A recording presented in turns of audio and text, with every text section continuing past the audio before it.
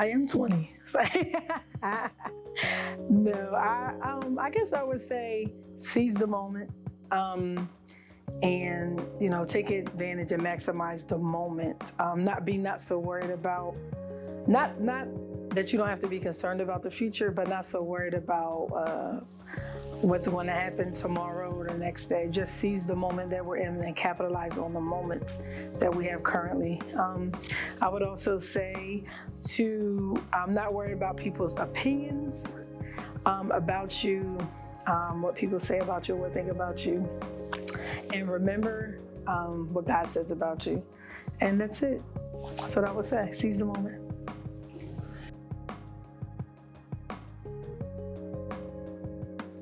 What inspires me? I love helping people. It just gives me such an adrenaline to be able to have the answers to people's circumstances, to have the answers when people are going through. And then it just inspires me. It warms my heart to be able to push them further. And it just inspires me to keep going, and that, not to give up. People inspire me, helping people. I'm always willing to help people, no matter what capacity that they need the help in.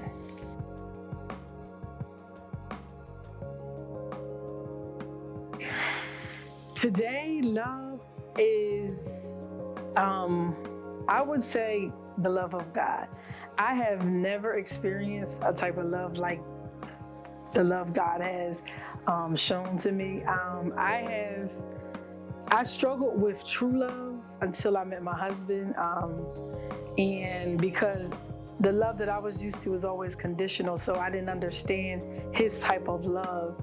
And it was then that I understood the real love of God, because he truly carries the love of God within him. And to have God's love and then God within him love me is just a feeling that is unexplainable, and it's one that I just can't explain. So I would say the love of God is love to me.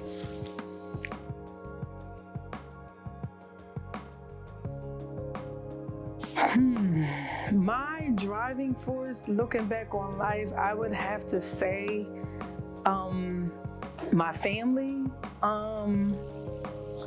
Before I became to know who God was, it was definitely my family. They're still my driving force. But I think my family, as a young teenager, a young mom, you don't know how to do, it's just a lot that you experience at one time. But I think, and what drove me the most was people's no's. Like when people said, I can't do this, I can't do that, those no's helped me to help me to make bricks. Every time I thought about those no's as bricks, so that every time they threw one at me, I began to build a house so strong that they wouldn't be able to build that foundation. And so that was my driving force. I was told no in school, I was told no in college, I was told no on jobs when it was time for promotion. So it pushed me, and I didn't know at the time that it was provoking God to bless me even the more. So I would say that was my driving force, just to prove to the enemy that his no, that is not stopping at his no. So I think that was my driving force outside of my family.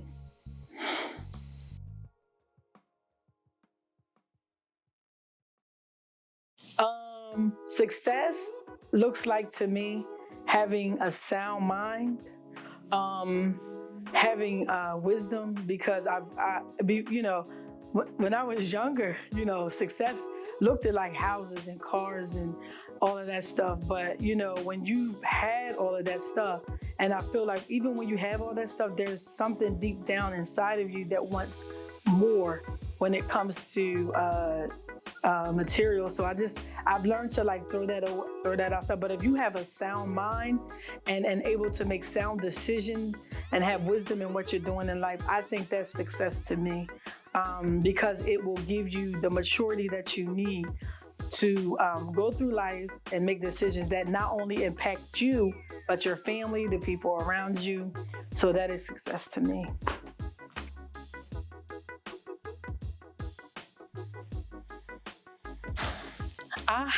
I am looking most forward to in my 40s, watching my children excel.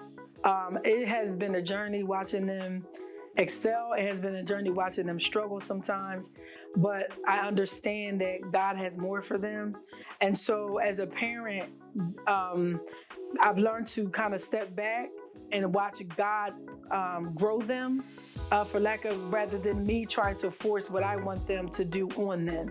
So I am enjoying watching God's work in their life, whether it be a struggle, whether it be joy. That's what I'm looking forward to. I'm looking forward for this year for God to grow them and for them to excel. I'm also looking to enjoy my husband, which I always enjoy, but I'm looking to travel with him. I'm just looking, we have so much in store as far as our businesses and things of that nature and in ministry. And so I'm just looking forward to the growth in that as well. So I'm super excited. I was praying and God, and I don't want to start getting preachy, but I know that God is going to begin to fast forward some things, but we're still going to be in that moment. It's going to seem like so much is happening at one time. And so I am excited about what 40 is going to bring.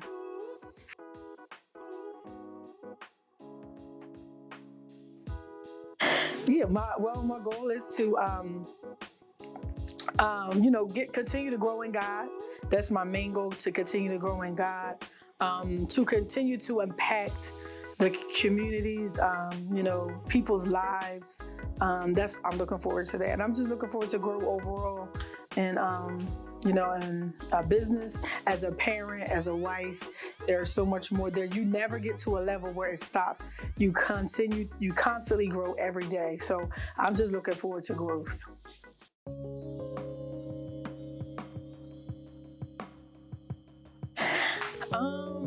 My life's message would be to, I don't know, I have so many messages, but I think my life's message would be to never give up on your dreams. Never give up on the things that you have desired to do, because we know that God's timing is not our time. And so I would just say never give up. I would have never thought at 40 years old that I would be where I am right now, as far as spiritually, naturally, physically. So never give up on your hopes and dreams, and continue to push toward them every single day. So I would just say never give up.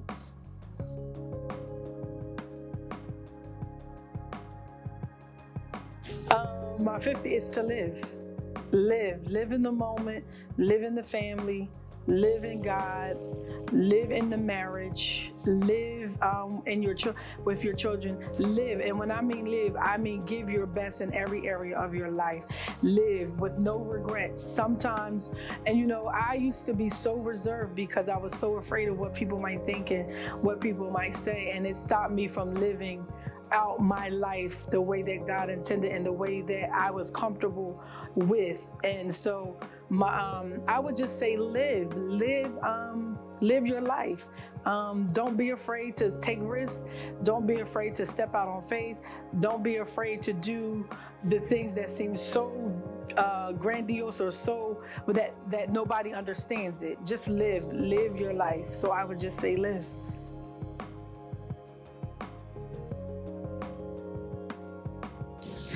My message to my family is to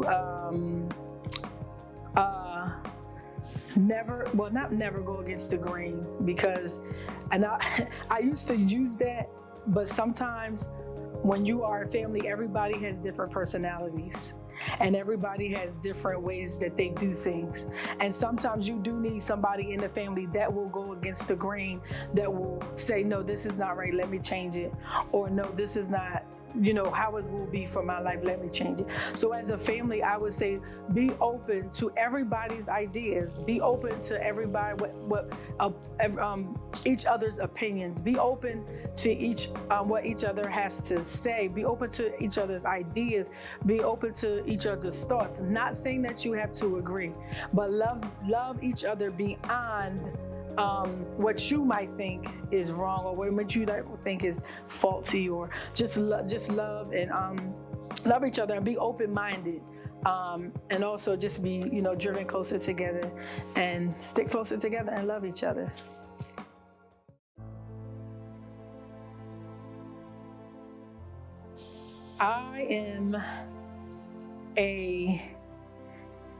I would say I am a woman of God.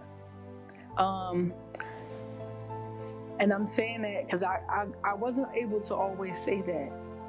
But I feel like at 40, I have never been so grounded in God. Like I have never been so grounded, and I've never been so in tune, and I have never been so, I would say never been so too, because I feel like I've always been in tune since a child. I didn't understand the magnitude of who God was in my life until I opened up my heart to welcome him in. But I will say I am in agreement with who God says that I am. So I would say I am a woman of God. And I say that because every time I say that and remind myself that I'm a woman of God, it puts it knocks everything that the enemy tries to bring from my past out. So I am a woman of God. I am resilient. One thing that I do not do, that I don't like to do, that I used to do, is stay in a moment too long. Meaning, and I'm talking about a negative moment, if something is happening, or if something is going the way that I think it should go, or if it's a negative situation, I don't stay in it long. I jump out of it and I find a place of peace. I find a place of serenity so that I don't dwell in that place too long. And when I do that, it helps me to still love. It helps me to still get up. It helps me not to hold grudges. It helps me not to speak against people. So I would just say, I'm a woman of God.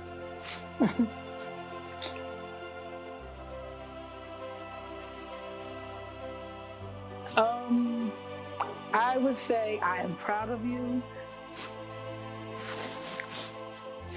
I am proud of you. Never give up. That little girl, there was a reason for the set aside. There was a reason for the trial. There was a reason. And never give up. Keep going. Don't worry about the background noise. Keep pushing. Keep believing God. Keep the faith and stay grounded in God. Continue to love on your children. Continue to love your husband. Continue to be all that you can be in God. And just keep pushing and keep going and never give up. This is 40.